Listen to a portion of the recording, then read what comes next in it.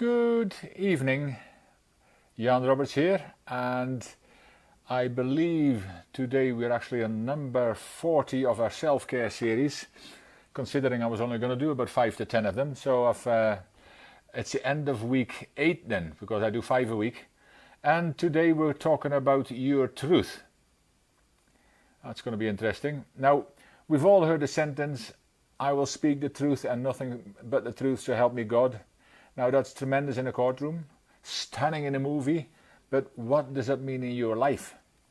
See, these days there is a lot of verbiage being used by people who just do not agree with us. And it is used to let us know that we have certain shortcomings. We get told we have cognitive dissonance. I had to look that up for the first time I heard it, by the way. That we have been brainwashed, even that we are conspiracy theorists, and more things I just cannot repeat on this platform. But this has given me a lot of amusement, and it shows that many people are not even willing to listen to others, to entertain the different view, or to sometimes admit to themselves that they might just be at least slightly mistaken. Now, I'm personally not interested about who is right. That's not the point here. It is much more about human behavior and often the need to be right. Now, that is what has divided us, or probably more correctly, how we have separated ourselves from each other since time began. Now, this is what has split families and friends. This is what has even been the cause of major wars around the world. If only we could have more meaningful discussions without knowing we are right, regardless of what other person brings to the table. See, the difference between a discussion and an argument is simply motive. Now, does that not sometimes lead to winning the battle but losing the war?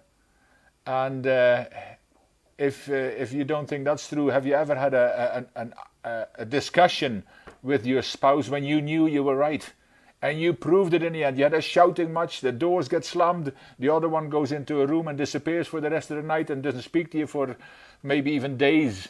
But yes, you were right. And that's what it is. You might have won the war, but you might have won the battle, but you certainly lost that war, maybe for quite a while. So have to take that into consideration. And all that being said, we all believe we are speaking the truth. We all think that we have gathered sufficient information from a variety of sources to know beyond a shadow of a doubt that we are telling the truth. And we are not willing to move 1 inch on any of those beliefs. And that's where usually the problems start. See, I personally do not care about being right or who is right. I am interested in having more fruitful discussions with friends and strangers alike, at the very least to learn where they're coming from and why they believe what they believe.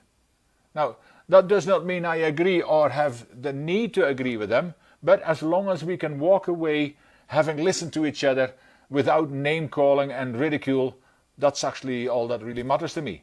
Now, so having got that off my chest, what is your truth? I already know that some people will now put me straight and say there is only one truth, which I'm fully aware about. But I'm talking about what you believe, your perceptions, nothing to do with religious or spiritual connotations. When we actually believe something to be the truth, many of us have been proven wrong before. We can go back to when time began, and when we look in time, there was people at the time just knew that the earth was flat, no question about it. Were they telling the truth? Absolutely. They just had no awareness of any other way. And it's that awareness that makes a difference. Galileo, he was found guilty of a ludicrous suggestion that the earth moved around the sun. And he was kept under house arrest until his death 11 years later. Who told the truth? But that is how things happen. And these older examples merely show that telling the truth is not as simple as black and white matter. When there is only one way being told and no awareness of anything else, that is seen as the truth by the masses. And how appropriate is that in these times? When we are dividing ourselves because we just do not agree and will not agree that there is even another side with some inkling of the truth in it. And that's when this motive comes in again. You know? Then there is a very different question. How truthful are you to yourself?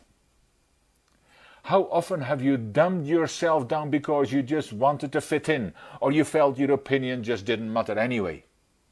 How often have you let things or people happen in your life because you did not speak up and felt you did not even have a choice?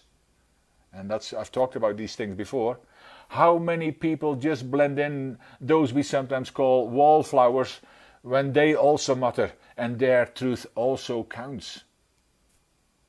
See, there is a lot more to this truth thing, and if we could all become more compassionate, more understanding, and show each other more respect, how much better, would our lives be?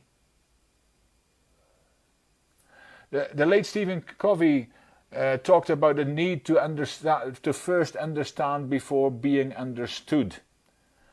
Now, how much better indeed a world would we live in if we did that? Fewer anxious moments, less bullying, fewer fights, fewer wars. How much better will that be for our own health and well-being? Whatever your truth, it might not be the only one. Let us just start to accept that and learn from each other.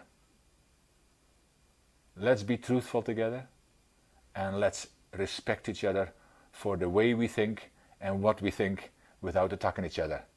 We will feel better for it, and the people we are around, there won't be so much division, there won't be so much them and us, which we create. There is no them and us, we create that. But it's only because of those reasons I've already stated. But let's be more compassionate, let's be respectful, and let's listen to each other. And I will see you on Monday. Have an amazing Easter weekend. Take care.